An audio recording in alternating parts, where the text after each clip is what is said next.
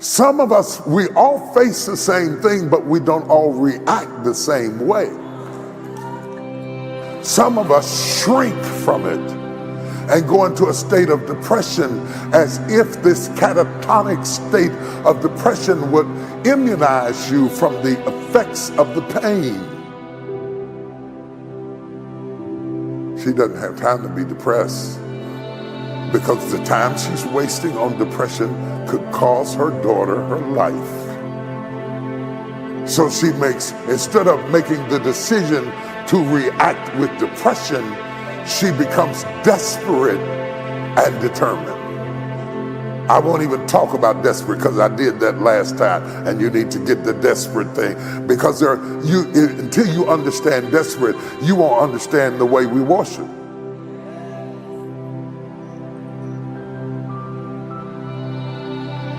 Cute people don't worship like desperate people.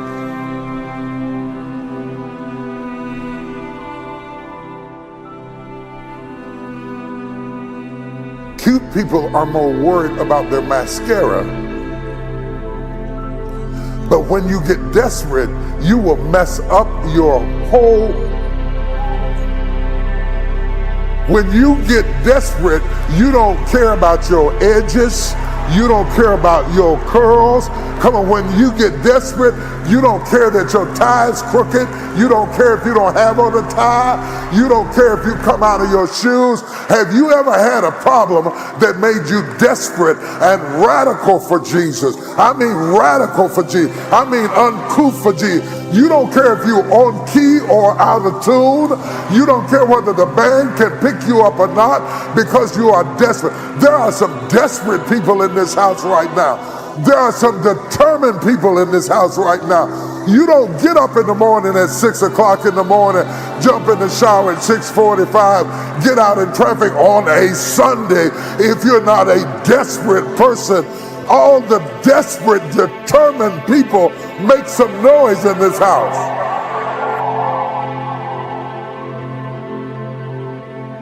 It's not your destiny.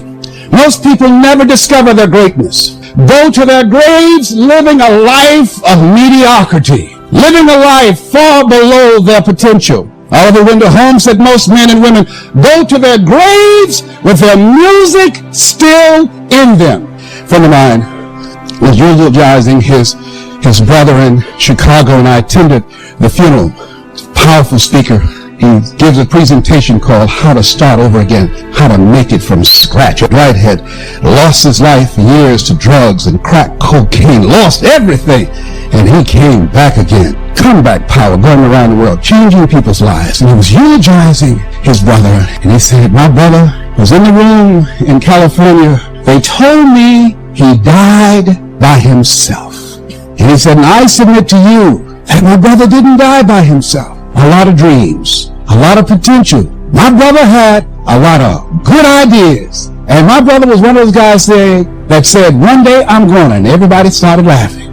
Because everybody knew his brother was talking about various things all the time. One day I'm going to do this, I'm going to do that, and one day I'm going to do. He had a lot of good ideas that he never acted on. And when he died, when he took his last breath, all those ideas went down in the grave with him. Henry David Thoreau, come forward, what are your words? He said, oh God, to reach the point of death only to realize that you've never lived, that you've never scraped the surface of your potential.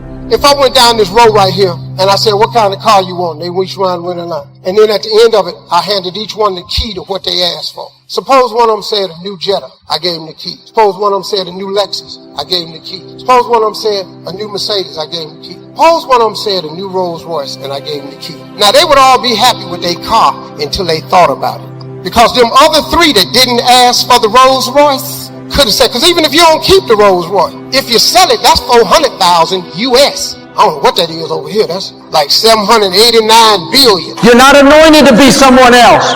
The anointing on your life, the favor, the blessing is to be you. You won't activate the favor. You won't see the abundance if you're trying to be something that you're not. Feeling wrong on the inside because you're not like someone else. I stepped up to minister.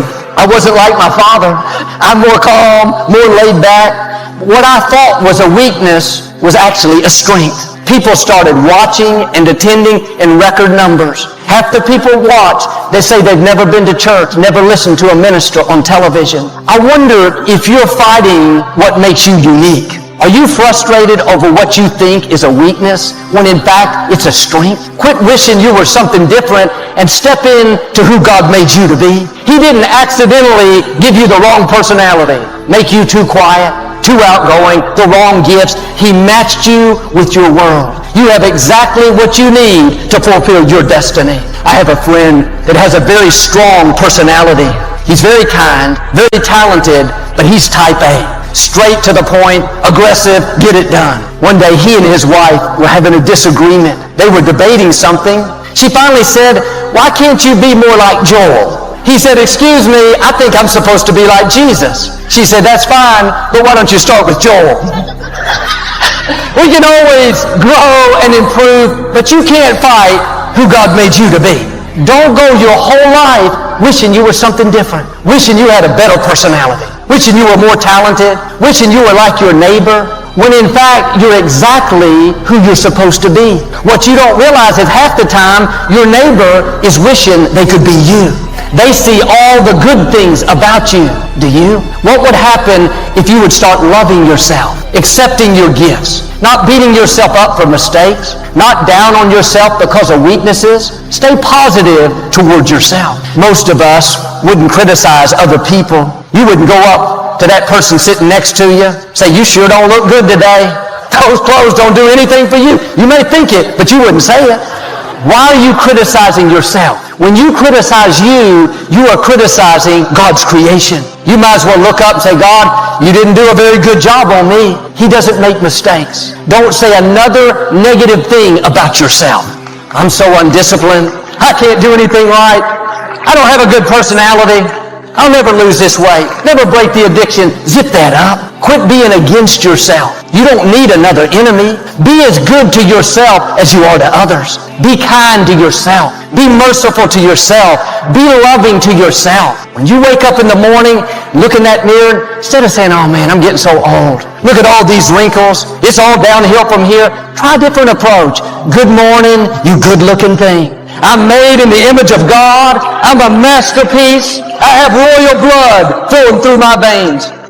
Let me explain this part about investors. We have one of our investors, a $5 billion fund from New York, Atalaya Fund, okay? Oscar De La Hoya is another one. Gabriel Brenner is another one, okay? Here's how investors look at you. They first look at you, they say, "Wow, he's so impressive." Then they give you money based on this. They don't give you money based on your personality. They give you money once they see this. So all the A-type personality, the excited, big, machismo, all those guys, if you don't pay attention to this, forget about valuation. You may look good because you made a few sales, you're not building value, okay? Operations is constantly figuring out, like you make a list. You make lists and say, this job, this job, this job, this job. I'm doing 7 different things right now. Why am I doing these 7 different things? I need somebody that helps me with this. I need somebody who helps me with this. That's operations. Biz dev. What's biz dev? Okay. Relationships. So strategic partnership. Finding somebody that if I help you, you win here and I win here. You give me clients. I give you clients. We cross-pollinate. Everybody wins. Strategic partnerships. Biz dev. That means you got to shake hands. So do you make a list and say, who would benefit from what I'm doing right now? Who can I help that I also need their help? This is the part where you got to go out there and shake hands. Whatever industry you're in, there's annual conferences. There's annual conventions. Whatever industry you're part of, you got to go to them. You got to go to them and get ready. Shake hands. Shake hands. We have our own. And by the way, the insurance industry, just so you know, you name me one product in the world more boring than life insurance. Let me say this one more time to you. I'm in the industry. You name me one product more boring than life insurance.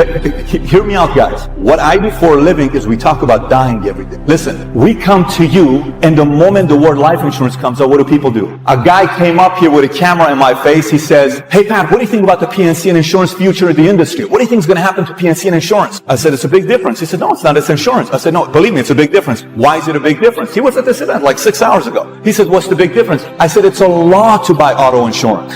It's not a law to buy life insurance. It's a choice. And life insurance always has to be what? Sold. I have to come sell it to you. No one wakes up and says, "Babe, I feel so good about buying some life insurance today, babe. Let's go get some life insurance today." Oh my gosh, no one does it. So I have to find a way to get to you, right? So we go to these conferences and we shake hands and we build relationships and we see new products, new things coming out, new relationships. And some of the people you shake hands with, then you build business, build relationships. By the way, this is all manual. For instance, if I work for you, I was talking to this gentleman right here. He's based out of New York, I believe, right? You're based out of New York. Him and I are talking outside. Great questions he's asking me at Wolfgang Puck. By the way, one thing about Sil and Albert, I gotta tell you guys, like, this is an absolute world-class event from the moment I came here to now. Everything about their treatment, give them another round of applause for a phenomenal job these guys have done. Seriously, unbelievable.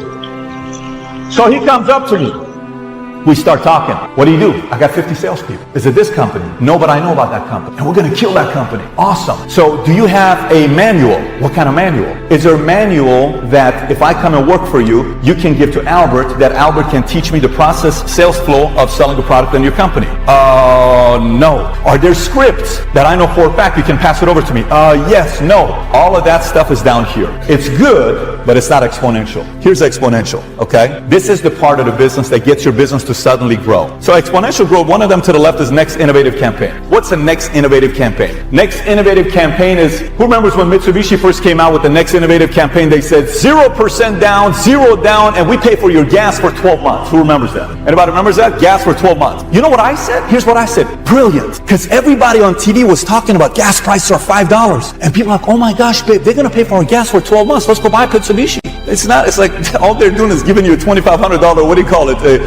What do you call that stuff? A rebate. It's not a big deal. But what a great next innovative campaign. Hey, right now, if you become a Prime member of Amazon, we're going to give you extra stuff. Oh my gosh, they're giving this away. They're not giving it away. Believe me, no one gives anything away for free. They're going to make their money. So you in this part, this right here, guys, this, like I talk about 4 things I say. You got to outwork, you got to out-improve, you got to out-strategize, outlast. One more time. Outwork is what? Hard working, right? How many Latinos do we have in the room here? Any Latinos here?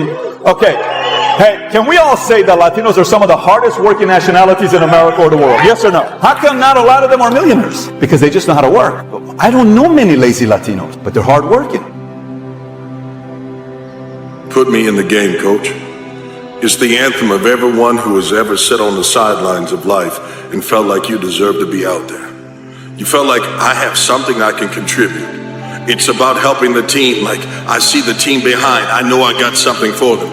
Coach, put me in the game.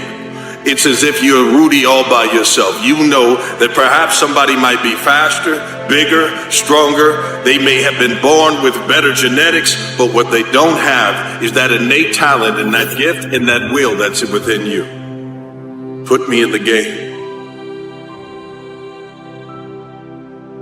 So this is what it's like. The gift I want everybody to receive is you can get good at anything you set your mind to.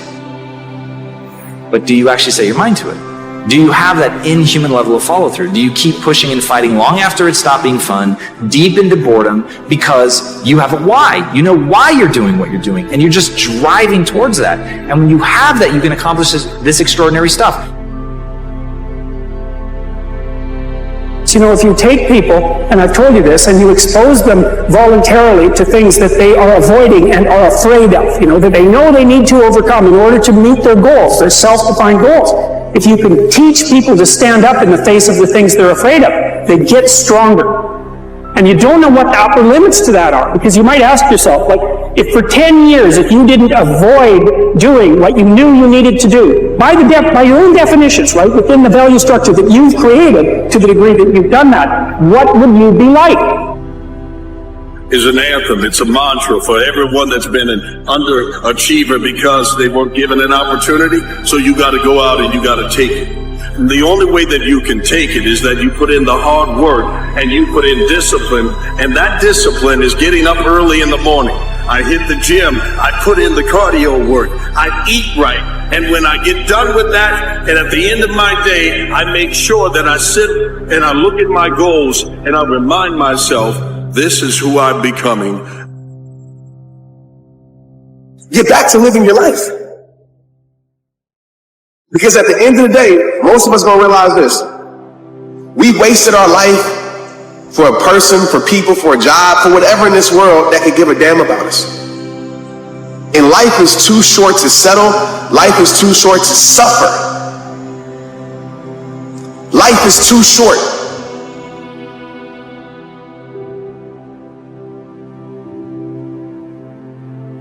"95% of our decisions are made by how you feel in the moment. And that is the problem. Do you feel like making that cold call? No, you don't. Do you feel like doing that third set of reps? No, you don't. And if you accept the fact that you may never feel ready, and you may never feel motivated, and you may never feel courageous, and that's okay, but you can still push yourself forward. As you start to see yourself becoming the person that takes action, guess what happens? You build the skill of confidence and courage. We got to be excited about the future. We got to do things that make us want to live. It cannot always be about problems every day. I mean, do you want to wake up every morning and everything's just a problem? Well, what inspires you and what makes you excited about the future? There's got to be some things like that. So what do? You allow that to make you corrupt and nihilistic? Not if you think that it's the corruption and the nihilism that's the problem. So you're obligated to be optimistic in some sense, despite the evidence. And that's faith. So, pick up your cross and stumble uphill. You don't take days off. You don't take weeks off. You continue to go after it. Because if you do it long enough, the habits will become a part of your DNA. And what you lacked in genetics will now become automatic out of you. That you'll get up and you'll go after it. And when others have gotten satisfied, when they've gotten rested and they've accepted being mediocre or good enough, that's when your hard work leads you to greatness. So bring it back, and then you will have the formula for pivoting at any moment. You time travel forward a year. You investigate the patterns that you have that are giving you the result that you want, and then you back your ass up to right here, right now. And you decide, am I willing to do this now? If I'm willing, then 5, 4, 3, 2, 1 through all the excuses that are going to be there when you're trying to override your operating system. That's how you do it.